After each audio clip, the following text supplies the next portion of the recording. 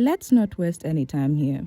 The biggest shock this week came straight from Stephanie Jenkins herself. And yes, we're talking about that live from the motel room. She cooked chili. Now hold on. I know what you're thinking.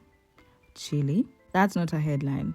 But if you followed this whole situation from the beginning, then you know that this moment says a lot more than just beans and ground beef.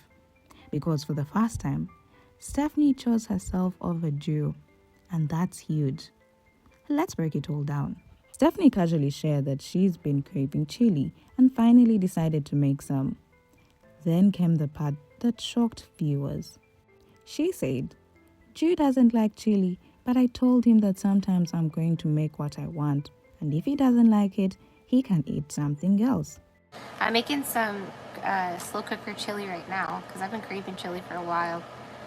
Drew doesn't really like chili, but I'm like, you know what, every now and again, I'm going to make something that maybe you don't necessarily like, and if you want something else, eat something else.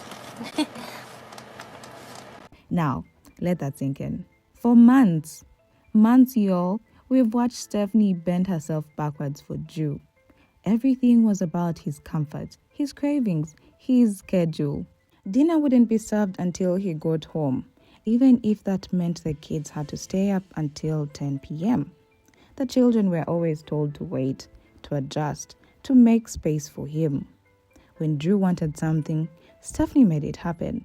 If he didn't like a certain food, she wouldn't cook it. If he wanted to stay up gaming all night, she'd let him, even when it disrupted the whole household.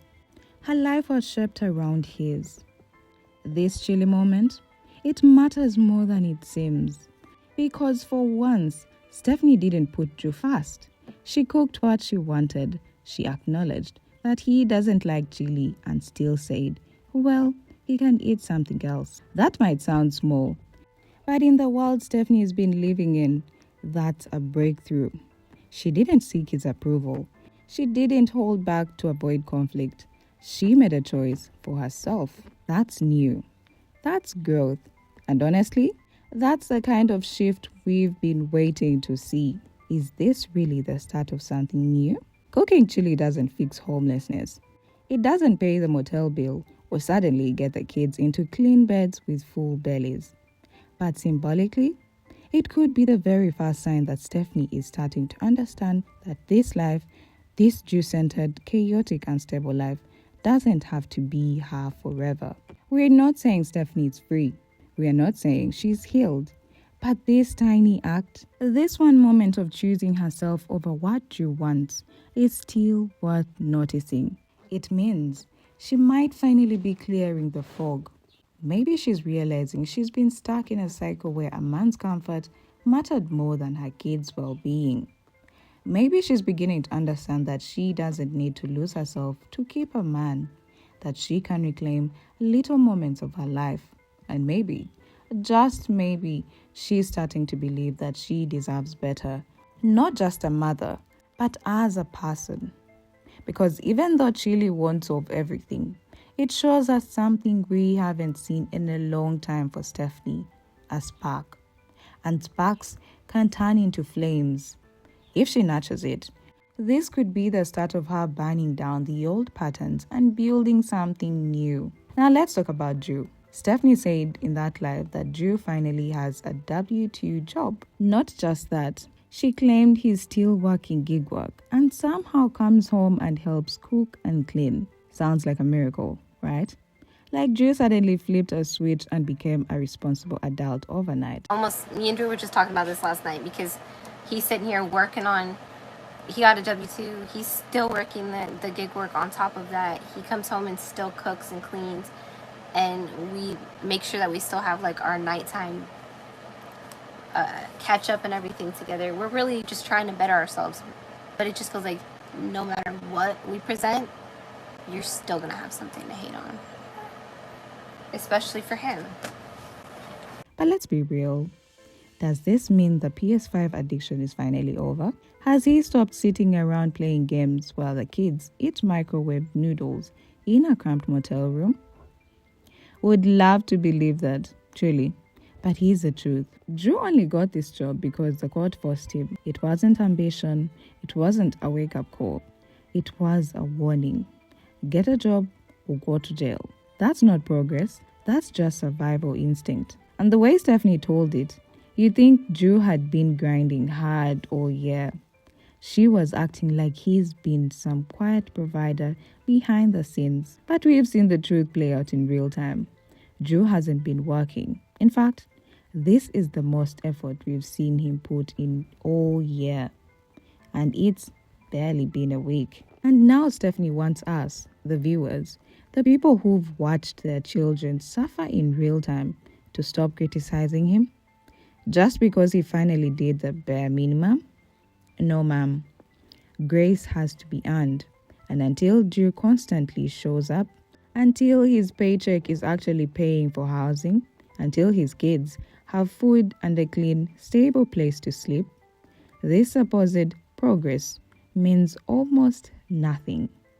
Talk is cheap. We need receipts. And we've seen way too many promises and not enough action from Drew to believe this without proof. Flashback. From 2 jobs to 0. One of the most emotional moments in the live was when Stephanie opened up about how she missed working.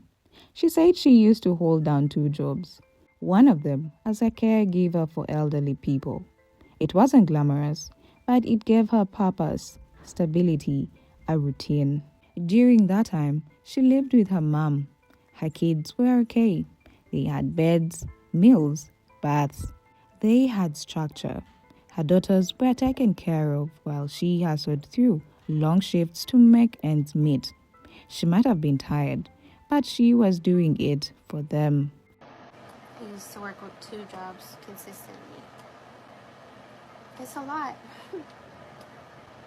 Honestly, I sometimes miss caregiving though. I miss working with elderly people. There's just something really special about working with elderly people. Hello, baby girl. Fast forward to now, she has no job, no income from steady work. Just 5 kids and a motel room funded by live stream gifts and TikTok coins. And all of it changed after Drew came into the picture. When she met Drew, Stephanie quit both jobs.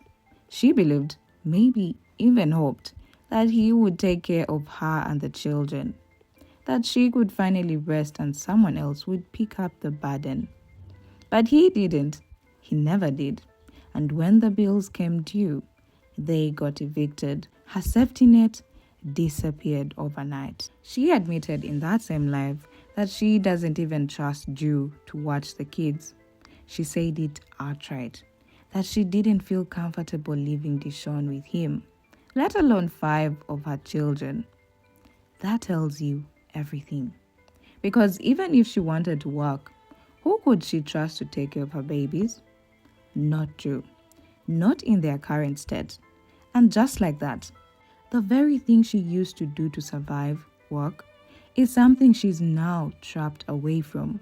All because of the choices she made for a man who's never stepped up the way she needed.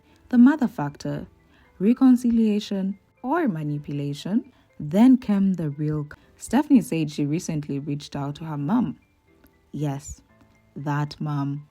The same one she previously accused of SA. The same one she once labeled as toxic.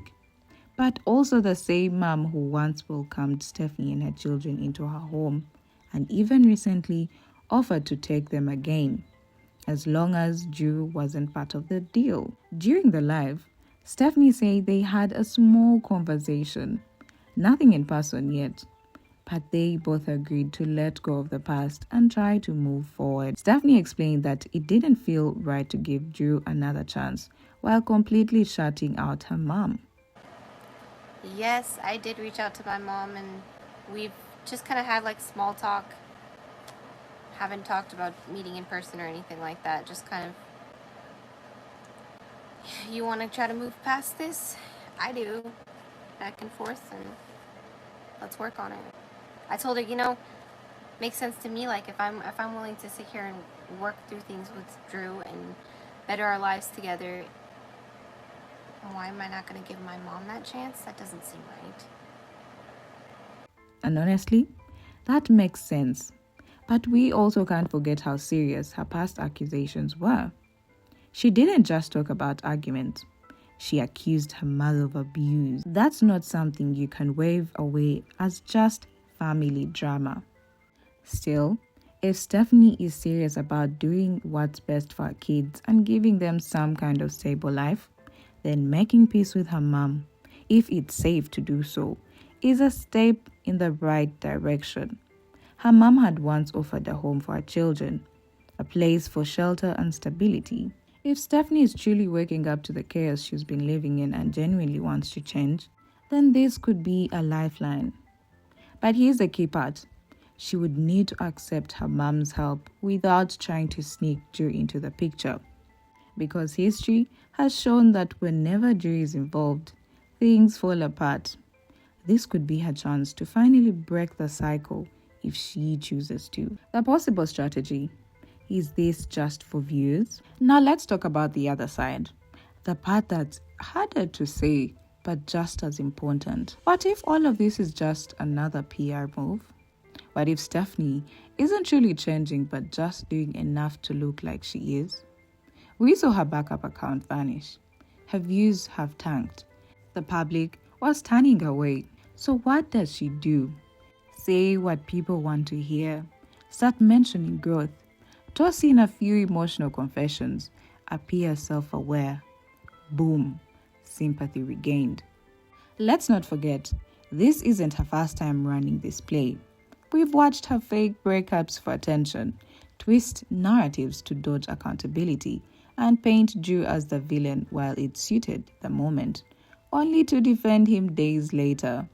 It's a cycle, one we've seen before, one we've learned not to trust. So when she suddenly starts saying all the right things, cooking chili like she finally has her own mind, talking about peace with her mom like none of the serious accusations ever happened, and reflecting on the old jobs with emotion, it makes you pause. It makes you wonder, is this actual growth or just the latest PR stunt meant to get the sympathy train rolling again? Because let's be honest, this isn't the first time she's put on a performance.